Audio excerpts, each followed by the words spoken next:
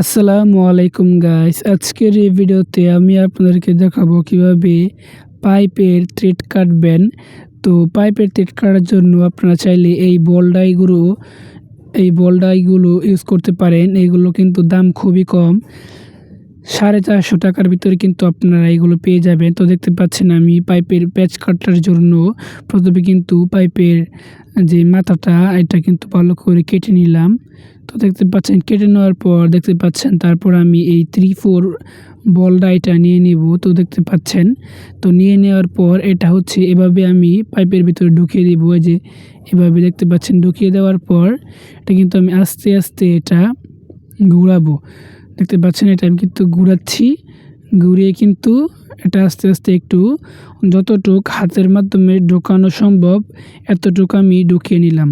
তো তারপর দেখতে পাচ্ছেন আমি পাইপ রেঞ্চ নিয়ে নিলাম। তো দেখতে পাচ্ছেন আমি এটা একটু পাইপের মাপ অনুযায়ী টাইট করে নিব। তো দেখতে পাচ্ছেন একটু টাইট করব, দেন এটা টাইট করার পর এখনও টাইট হয় নাই, আরেকটু টাইট করব। দেন টাইট করার পর দেখতে পাচ্ছেন আরেকটা পাইপ রেঞ্চ নিয়ে আমি এভাবে এটা ঘোরাবো।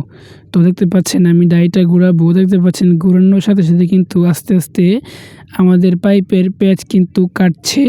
তো দেখতে পাচ্ছেন একটু দেখিয়ে দিলাম, এই যে প্যাচ কিন্তু কাটছে। তো এভাবে কিন্তু আপনারা চাইলে পাইপের প্যাচ কাটতে পারেন খুবই সহজে। তো দেখতে পাচ্ছেন আমি এটা খুললাম। তো এই ভিডিওতে অবশ্যই একটা লাইক করে দেবেন। তো তারপর এটা আমি খুলে নিব। এখান থেকে দেখতে পাচ্ছেন পাইপ রেঞ্চটা আমি উল্টো পাশে ধরে নিলাম। দেন উল্টো পাশে ধরে নেওয়ার পর তো দেখতে পাচ্ছেন এটা কিন্তু আমি আস্তে আস্তে ঘুরিয়ে নিচ্ছি। তো দেখতে পাচ্ছেন এখন কিন্তু এটা একটু সময় লাগবে, তো আপনারা আস্তে আস্তে করবেন। আমি তাড়াহুড়ো করছি, তো তার জন্য একটু সমস্যা হচ্ছে। দেখতে পাচ্ছেন তারপর এটা আমি খুলে নেব।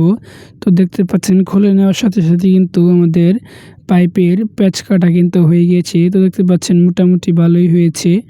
তো আপনারা চেষ্টা করবেন পাইপের থ্রেড কাটার জন্য, অবশ্যই পাইপটা ভালো করে সোজাভাবে কাটার জন্য।